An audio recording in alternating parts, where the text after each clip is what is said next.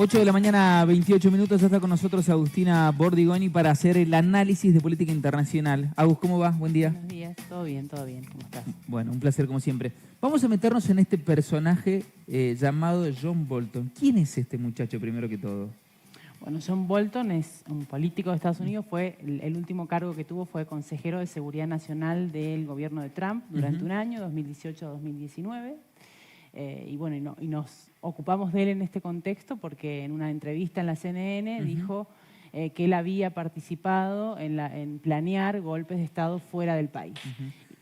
No admitió que haya sido por pedido de Estados Unidos, sino que él como que se inculpó y dijo, bueno, fui yo el que participó de tal o cual acción, ¿no? En realidad, como es miembro del gobierno, uno entiende que lógicamente hablaba en ese contexto, ¿no? Como consejero de seguridad de Trump, pero también él fue parte del gobierno de Reagan y de Bush padre y de Bush hijo, digamos. Claro. En todos esos gobiernos republicanos él tuvo su papel y de hecho como consejero de seguridad, bueno, tiene precisamente esa función, ¿no? De decir qué es lo que va a hacer precisamente el país en temas de seguridad y cómo se va a relacionar con otros también, ¿no? No dijo durante qué gobierno fue, solo lo deslizó y dio a entender esto, ¿no? Bueno, en lo que dijo, en realidad lo dijo en el marco de que en la Cámara de Representantes se está investigando el papel de Trump en la toma del Capitolio del 6 de enero de 2021. Claro. Entonces, el periodista le preguntó, bueno, esto fue un intento de golpe de Estado, y él dijo que Trump no era capaz, no era demasiado competente, porque además tuvo sus problemas con Trump también,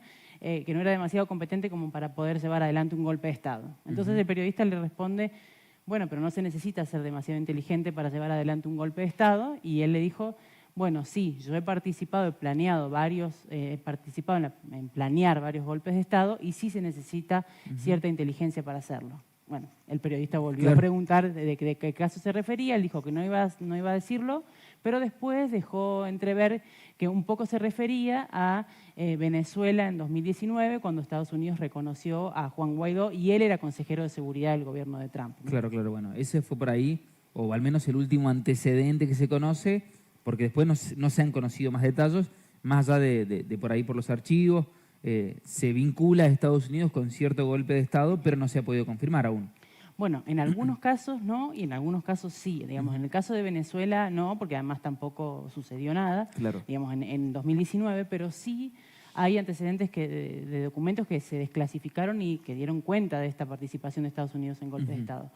Podemos nombrar varios. En la región, por ejemplo, el primero que podemos nombrar precisamente en Venezuela, en 1948, también un intento contra Chávez en 2002, digamos, en donde también se vincula al país.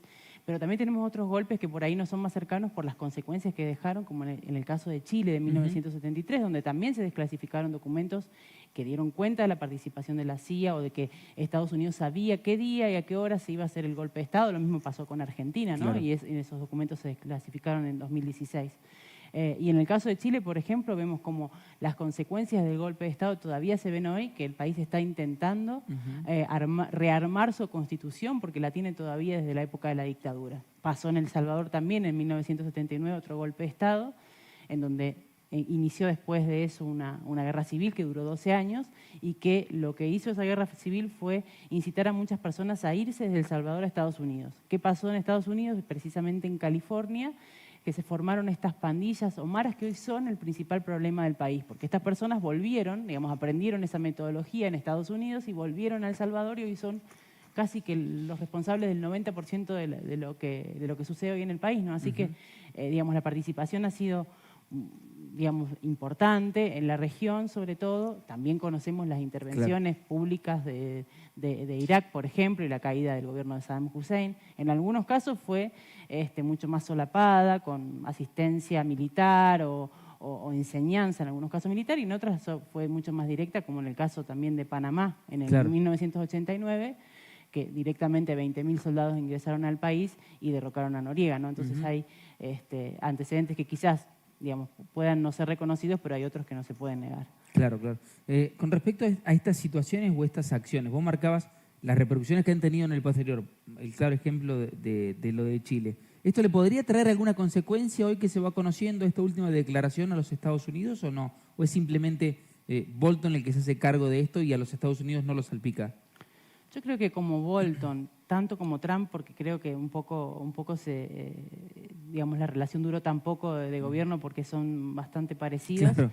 En cuanto, incluso se pelearon por Twitter cuando él le pidieron la renuncia y Trump dijo que lo había echado y él dijo que le había renunciado, se pelearon por Twitter. Yo creo que al ser personalidades tan incendiarias me parece que no. Sí, lo que generó fue alguna respuesta, por ejemplo, de Evo Morales, que también acusa a Estados Unidos de haber participado en el golpe de Estado del 2019, y respuestas de algunos políticos, legisladores que dijeron que eso no se podía decir, pero me parece que lo más importante de esto es que el precedente que sienta es que un funcionario por primera vez va y dice, sí, yo estuve planeando golpes de Estado en una entrevista de televisión. Eso como por ahí fue lo que más sorprendió. Me parece que consecuencias no, porque como te digo, son casos que incluso se saben o se sospechan, y que él diga participé en planear, pero fue un golpe que en realidad no se produjo.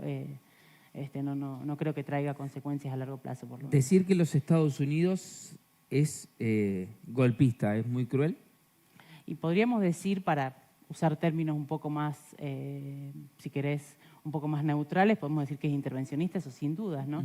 Porque lo vemos, claro. Lo vimos en el mundo, lo vimos en, como te decía recién, en Afganistán, en Irak, lo vemos en Siria. De hecho, los principales conflictos siempre está o es partícipe Estados Unidos.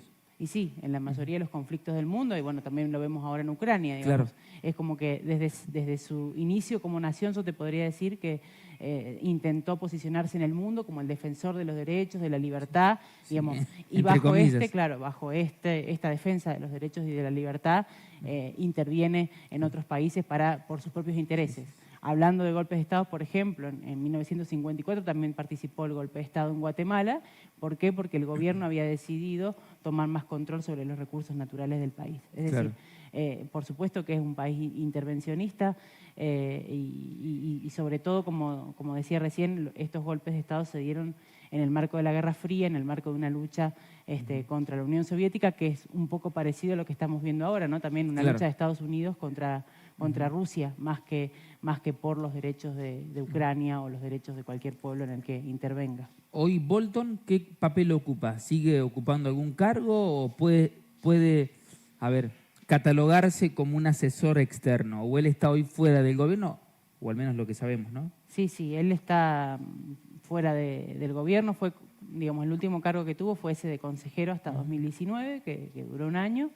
Pero fue una figura importante, como te decía, en varios gobiernos, e incluso, como él decía, ¿no? Planeé varios golpes de Estado y claramente en estos ejemplos que te doy, probablemente él haya estado en eso, ¿no? Pero hoy por hoy, digamos, fue convocado porque precisamente es una figura polémica, porque formó parte del gobierno de Trump y porque Trump está siendo investigado por lo que pasó en el Capitolio el 6 de enero de 2021. ¿Esto puede liberarlo a Trump de esta acusación? O al menos hacer que por allí los focos no estén tan cerca, teniendo en cuenta las declaraciones, ¿no? Como que él lo considera incapaz a Trump de ser parte de esto. ¿O simplemente es una declaración que puede quedar allí en la nebulosa? Yo creo que es más que nada una declaración incendiaria y sobre todo en realidad me parece que la intención que tuvo no fue precisamente de defenderlo, sino al contrario, ¿no? De defenestrar su figura, de decir no es competente, no es demasiado competente para hacer eso. Incluso dijo que no estaba a la altura, que la oposición venezolana estaba muy por encima de él, digamos, o sea que digamos, lo que quiso decir es que no era para nada competente. Y la investigación... Prácticamente que era un inútil, que Trump es un inútil. Sí, exactamente. Y la investigación que se está llevando adelante en el caso de Trump, bueno, lo que está tratando de investigar es qué relación tuvieron esas personas que entraron en el Capitolio el 6 de enero de 2021, después de la derrota de Trump, y un poco si Trump lo sabía desde unos días antes, si lo estaba planificando. En el caso de la investigación se están tomando en cuenta también los tweets de él, de la gente que un poco arengaba a la gente, y después incluso derivó eso en el cierre de su cuenta de Twitter, ¿no? De hecho, creo que hay uno de los asaltantes del Capitolio como que ya estaba identificado como cercano a Trump, o eso quedó en un rumor solamente. No, sí, a varios participantes que estaban identificados como cercanos a Trump. Pero bueno, esto es todo materia de investigación. Me parece que las declaraciones lo que hacen es, en realidad, como echarle leña al fuego en la relación entre ellos dos, porque fue conflictiva, digamos, o terminó de una manera conflictiva, pero me parece que la investigación va a ir por otro lado, ¿no? Bien. Agus, gracias, como siempre. Buena jornada. A vos. Un placer. Agustina Bordigoni charlando con nosotros, realizando el análisis de política internacional.